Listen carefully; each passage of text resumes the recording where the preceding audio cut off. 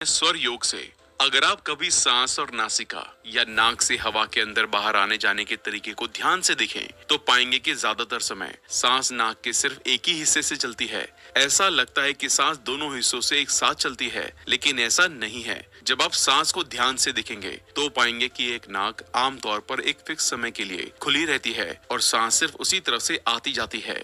बाद में ये नाक बंद हो जाती है और दूसरी तरफ खुल जाती है। फिजिकली इसका नर्वस सिस्टम पर एक खास असर पड़ता है जो एक खास तरह की एक्साइटमेंट पैदा करता है। इसके अलावा इसका माइंड पर एक खास असर पड़ता है जिसके लिए बहुत ऑर्गेनाइज रेगुलेशन की जरूरत होती है। स्वर योग वो साइंस है जो इस पहले से मौजूद अनजान प्रोसेस को सामने लाता है। स्वर योग बताता है कि स्वर यानी कि हमारी सांस का फ्लो समय समय पर कैसे बदलता है। ये बिल्कुल भी रैंडम नहीं है कि कभी भी हो जाए। हर घंटे या 20 मिनट में एक्टिव नासिका या नाक का सांस वाला हिस्सा बदल जाता है और ये लय या रिदम हमारी सभी साइकोलॉजिकल और फिजिकल एक्टिविटीज को कंट्रोल करता है।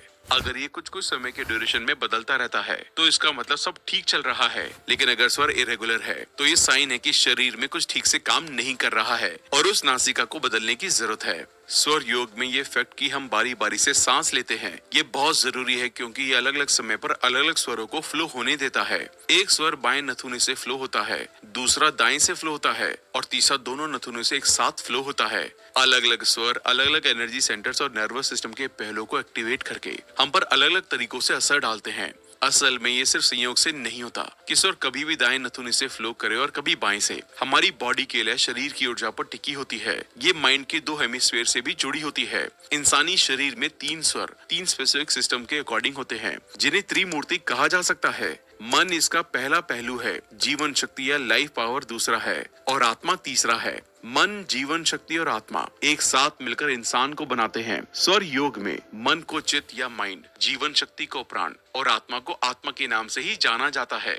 चित्त सेंसरी नर्व्स को कंट्रोल करता है, जैसे आंख, नाक, जीभ, कान और स्किन। प्राण 5 पार्ट को कंट्रोल करता है, बोलने को, हाथ, पैर, रिप्रोडक्शन और यूरिनरी यानी कि टॉयलेट बाथरूम वाले ऑर्गन्स को।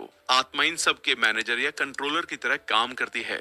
जब नाक के बाएं नथुने से सांस फ्लो होती है तो ये सिग्नल है कि माइंड या चित्त में ज्यादा एनर्जी है। जब सांस लेते समय दाहिना नथुना फ्लो में होता है तो फिजिकल पावर्स पावरफुल होती हैं और माइंड वाला हिस्सा कमजोर होता है। जब दोनों नथुने एक साथ काम करते हैं तो ये सिग्नल है कि स्पिरिचुअल एनर्जी ज्यादा पावरफुल